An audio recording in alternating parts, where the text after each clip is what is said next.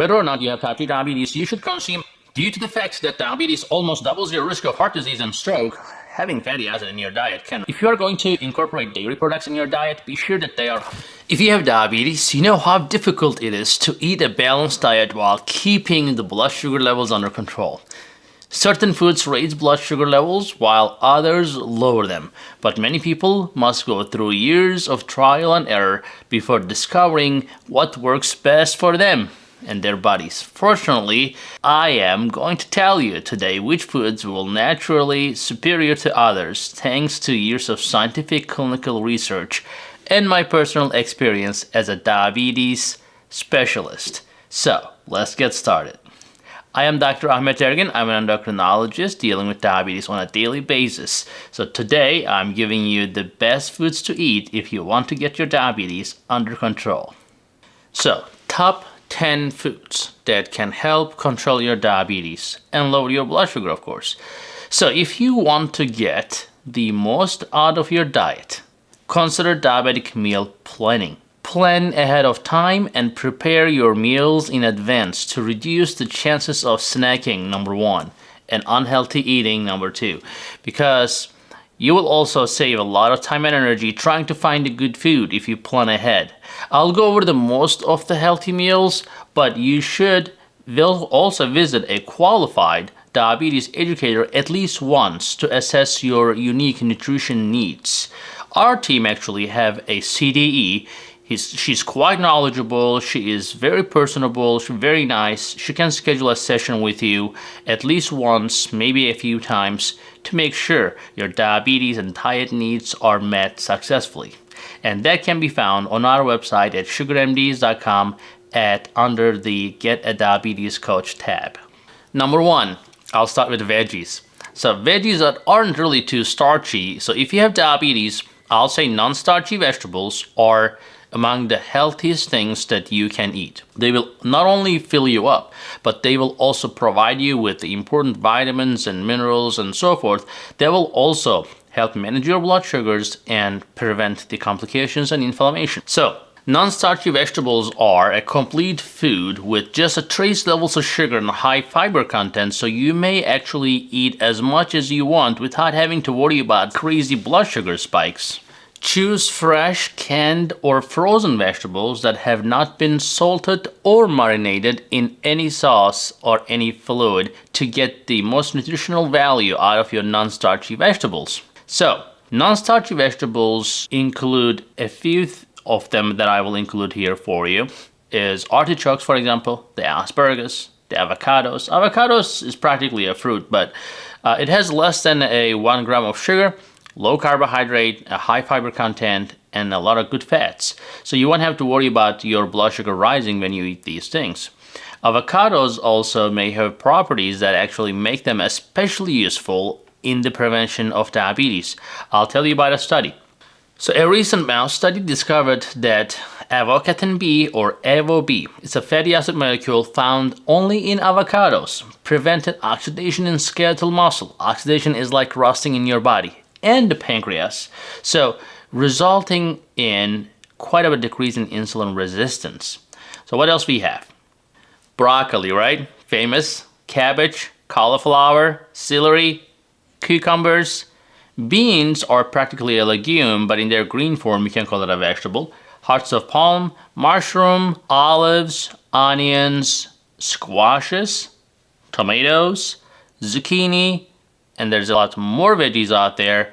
There's a lot of veggies with leaves, right? The green leaves, leafy vegetables are there that you can get your hands on that I cannot just list all of them here. But they are all non-starchy vegetables and they are just so many out there. You just need to look for them. When compared to other vegetables, leafy greens especially, that are high in nutrients and low in digestible carbohydrates, what that means is that no matter how much you consume, your blood sugar will remain okay. So, they are strong in vitamin C. So, spinach and kale are two of the greatest leafy greens to include in your daily diabetic diet because of that vitamin C, for example. You don't want to consume more than 500 milligram vitamin C as a supplementation, but if it is in your diet, it actually helps control diabetes. In that the one that comes in the diet, not excessively. Leafy greens also contain various nutrients that are very helpful, in addition to like antioxidants we talked about. And those antioxidants will protect your eyes and kidneys from complications because, as you know, blindness and kidney failure is not uncommon. I hope you're finding this video useful so far. So if you like it, please push the like button, subscribe, and write a comment to let us know what you think. Number 2 is the fish with a high fat content. Whether or not you have type 2 diabetes, you should consume healthy fats from fish in your diet. It is one of the healthiest meals you can eat. It comes with a long list of benefits. The heart-healthy omega fatty acids, such as DHA and EPA, they're present in fatty fish like salmon and anchovies. They provide a significant amount of heart-healthy omega fatty acids, which can help protect your heart from diabetes-related complications such as heart attacks and strokes. DHA and EPA protect your blood vessels, they reduce your inflammation, they improve the function of your arteries after eating those things. So, just watching them is not going to really help you. Due to the fact that diabetes almost doubles your risk of heart disease and stroke, having fatty acid in your diet can really help you avoid these things, man. So, I would go for it even if you're not a big fish fan, to get used to it. Furthermore, fatty acids are a great source of protein that can help you stay full longer and maintain a healthy diet. So make sure you check out our best and worst fish videos to make sure that you're not eating that high mercury fish too much in your diet. Number 3 is nuts and eggs. Well, I will say nuts and eggs are the 2 very high-fat foods that can really help with diabetes management. And then the blood sugar control, of course. Nuts are very high in fiber, and they're low in digestible carbohydrates, so they will not spike your blood sugar as much. However, you have to be careful about different species of these nuts because they are all different.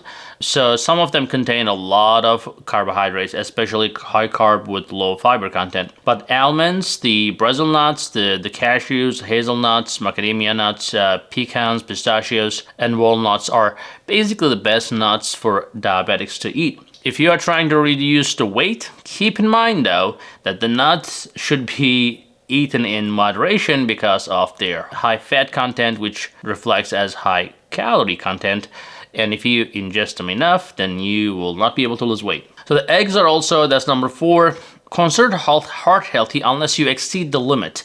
So there's a lot of good fats even in the yolk. They improve your insulin sensitivity and reduce the inflammation.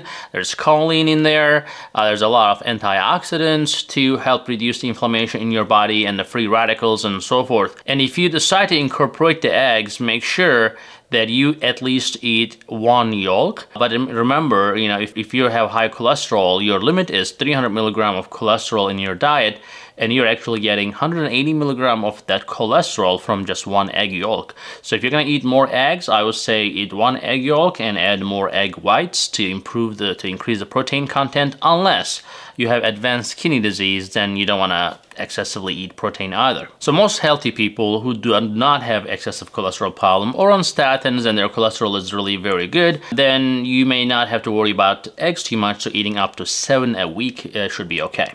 Number 5, the seeds. The seeds contain certain kinds of, again, substances that are very helpful for diabetes.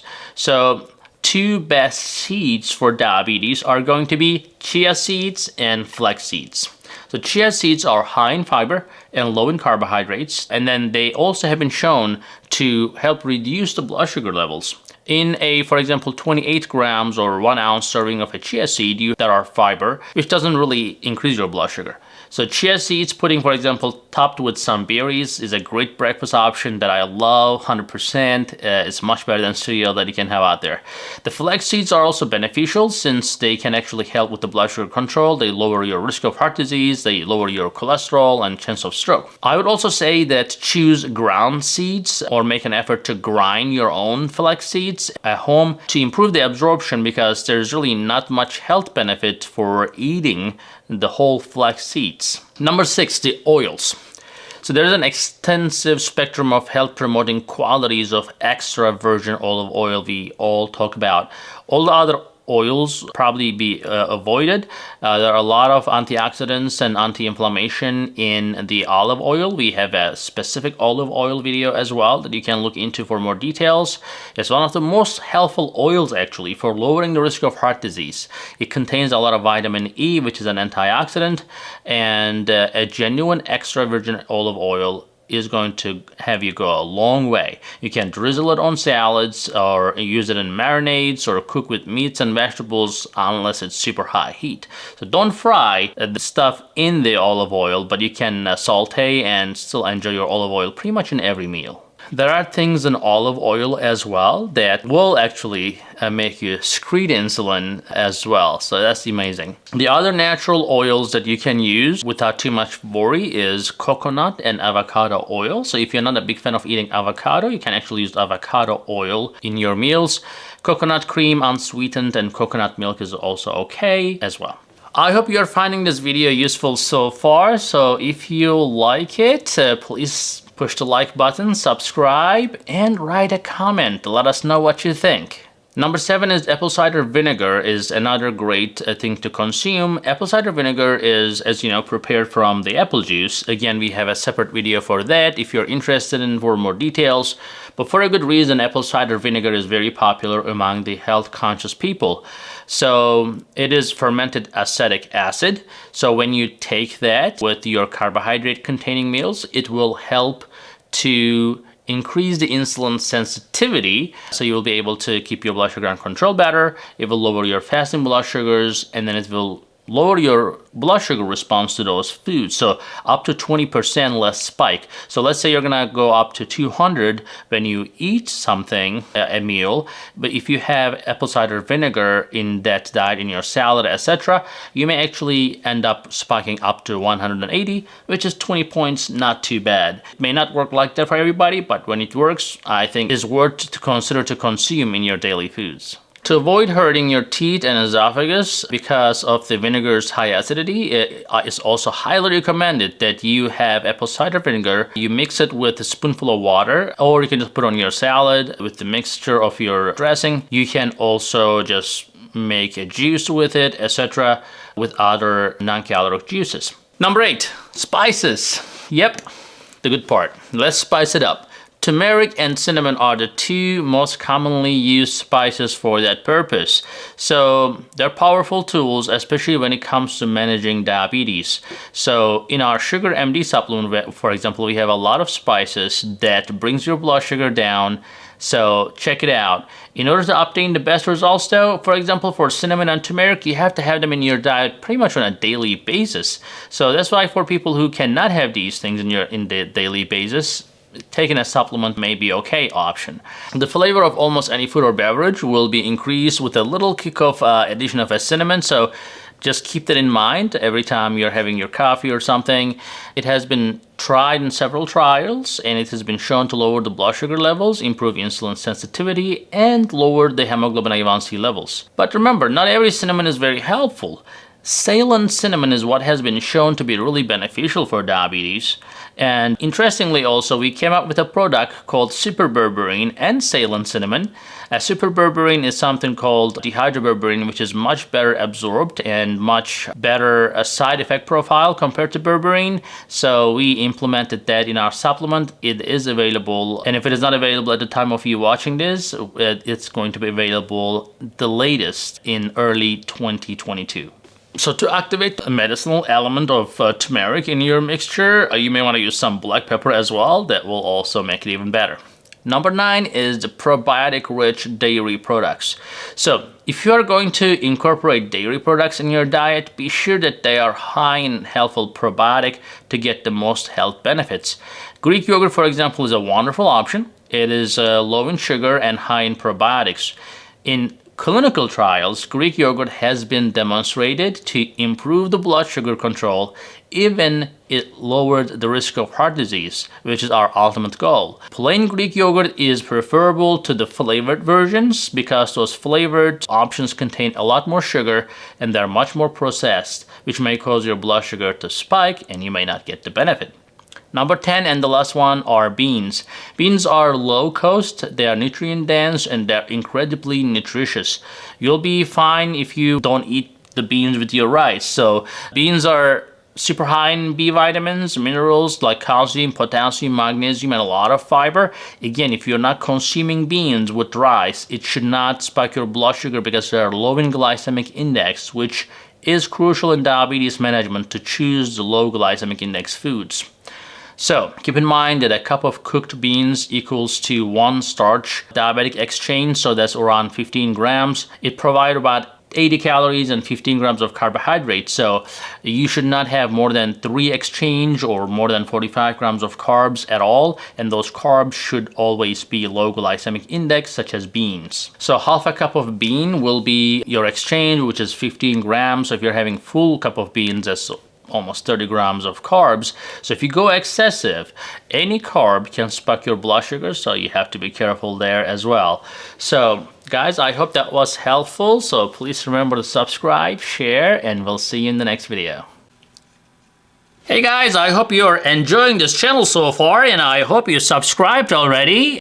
If you didn't, do it. And if you did, watch this video right there. I think that will help you too.